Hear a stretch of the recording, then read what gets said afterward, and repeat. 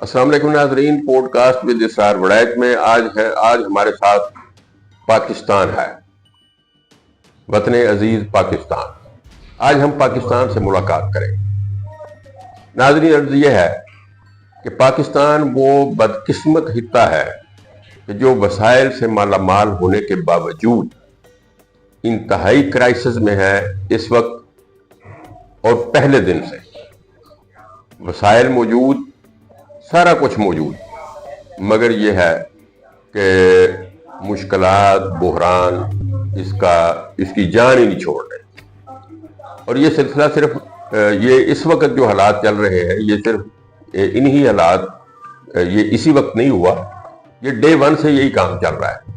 ہم پاکستان کے ساتھ ملاقات کریں گے اور وقتاً فوقتاً جائزہ لیں گے کہ کیا ایشو کیا ہے، یہ معاملہ بنا کیا۔ اگرچہ یہ حالیہ جو تاریخ ہے، اس تاریخ کی سب سے بڑی ہجرت کی گئی قیام پاکستان کے وقت لاکھوں کی تعداد میں لوگ انڈیا سے پاکستان کی طرف اور پاکستان سے انڈیا کی طرف گئے ہجرت کر کے، اور ہزاروں اور لاکھوں کی تعداد میں لوگوں نے قربانیاں پیش کی، بہت فسادات ہوئے، بہت لوگ مارے گئے، مگر اس کے باوجود یہ جو خطہ پاکستان ہے، اس میں امن اور سکون آج تک ہمیں میسر نہیں آ سکا۔ میں آپ کو بتانا چاہتا ہوں کہ 47 میں جب پاکستان آزاد ہوا، آزادی کا اعلان ہوا، تو اس وقت قائد اعظم محمد علی جناح گورنر جنرل بنے، اور انہوں نے نوابزادہ لیاقت علی خان کو وزیر اعظم نامزد کیا۔ نوابزادہ لیاقت علی خان نے 15 اگست 1947 کو وزارت عظمیٰ کا چارج سنبھالا، اور وہ 16 اکتوبر 1951 تک وزیر اعظم رہے، جس کے بعد ان کو ایک جلسہ عام میں قتل کر دیا گیا، ان کو گولی مار دی گئی۔ کیوں قتل کیا گیا، کیوں گولی ماری گئی، اس سے آپ سردست صرف یہ ذہن میں رکھیں کہ یہ جو ان کی وزارت عظمیٰ کا یہ جو پیریڈ ہے 3-4 سال کا، اس دوران کیا کیا پیچھے بیک گراؤنڈ میں سازشیں ہوتی رہی ہوں گی، کس طرح کی جو شرارتیں اور نیگیٹو ایکٹیویٹیز ہیں وہ ہوتی رہی ہوں گی۔ اسی دوران قائد اعظم کا بھی انتقال ہوا، اور معاملات سنبھلنے کو ہی نہیں آ رہے تھے، معاملات قابو ہی نہیں آ رہے تھے۔ کون لوگ تھے جو اس کے پس پردہ شرارتیں اور سازشیں کر رہے تھے، اس کا بھی ہم جائزہ لیں گے آنے والے دنوں میں انشاءاللہ تعالی۔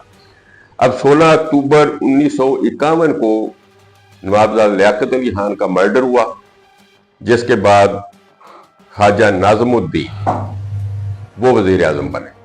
17 اکتوبر 1951 کو خواجہ ناظم الدین وزیر اعظم بنے، اور ان کی وزارت عظمیٰ 17 اپریل 1953 تک رہی، جس کے بعد اس وقت جو گورنر جنرل تھے ملک غلام محمد، انہوں نے خواجہ ناظم الدین کی حکومت کو تحلیل کر دیا۔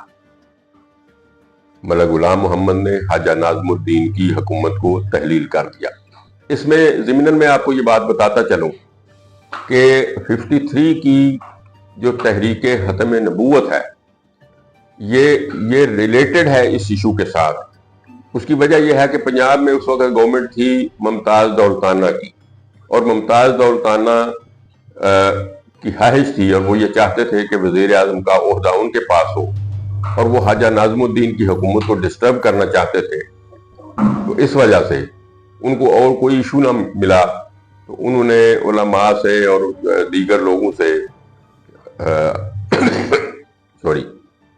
اخبارات میں مضامین لکھوا کر یہ ایشو کریٹ کیا، لوگوں کو انہوں نے پرووک کیا، اور جس کے نتیجے میں 53 کی تحریک ختم نبوت چلی، زوردار طریقے سے چلی، بہت سے لوگ اس میں مارے گئے، اور جس کے نتیجے میں اور تو کچھ ہوا یا نہیں ہوا، لیکن خواجہ ناظم الدین کی حکومت ختم ہو گئی۔ اگرچہ ممتاز دولتانہ کو پھر چانس نہیں ملا، وہ وزیر اعظم نہیں بن سکے، مگر وہ خواجہ ناظم الدین کی حکومت کو ڈسٹرب کرنے میں ضرور کامیاب ہو گئے۔ 17 اپریل 53 تک خواجہ ناظم الدین کی हुकूमत रही। उसके बाद मोहम्मद अली बोगरा वजीर आजम बन गए। 17 अप्रैल 53 को मोहम्मद अली बोगरा वजीर आजम बने और वो 12 अगस्त 55 तक 1955 तक वो वजीर आजम रहे, जिसके बाद सिकंदर मिर्जा ने उनकी हुकूमत को भी तहलील कर दिया। अब 12 अगस्त 1955 को चौधरी मोहम्मद अली को वजीर आजम बनाया गया, जो 12 सितंबर 1956 तक वजीर आजम रहे। उनके इख्तलाफात हो गए गवर्नर जनरल जो सिकंदर मिर्जा थे उनके साथ, और जिसके बाद चौधरी मोहम्मद अली ने अपने ओहदे से, वजारत उज़्मा के ओहदे से इस्तीफ़ा दे दिया।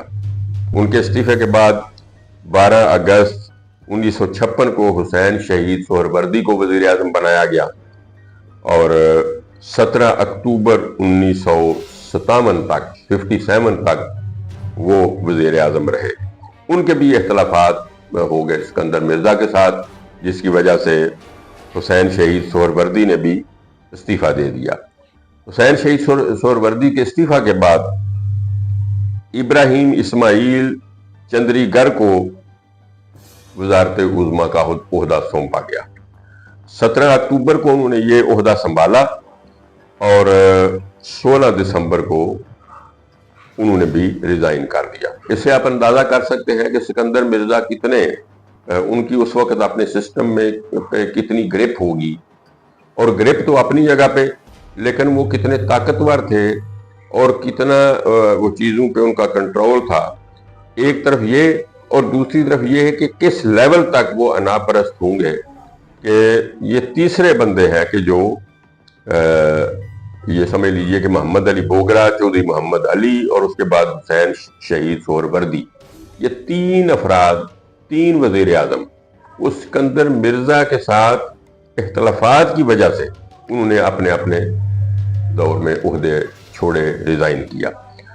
अब इसके बाद इब्राहिम इस्माइल चंद्रीगर के इस्तीफा के बाद मलक फिरोज खान नून को वजीर आजम बनाया गया। वो 16 दिसंबर 57 को वजीर आजम बने और 7 अक्टूबर 58 को जब जनरल अयूब खान ने फौजी बगावत के जरिए इक़्तिदार पर कब्जा कर लिया तो वो वजीर आजम रहे मलक फिरोज खान नून। अब 58 को फौजी बगावत हुई, जनरल अयूब खान ने इक़्तिदार संभाल लिया। ये जो 10 साल का, तकरीबन 11 साल का ये अरसा बनता है, 47 से लेके 58 तक, जनरल अयूब के मार्शल लॉ तक, तो आप अंदाजा कीजिए कि भी इस 10 साल के दौरान 7 अफराद वजीर आजम बने। 10 साल और 7 वजीर आजम, किस लेवल पे, किस सतह की अफरा तफरी होगी, और उसके पीछे सिवाय ज़ाती अना, ज़ाती मफादात, इसके सिवा और कुछ नहीं था।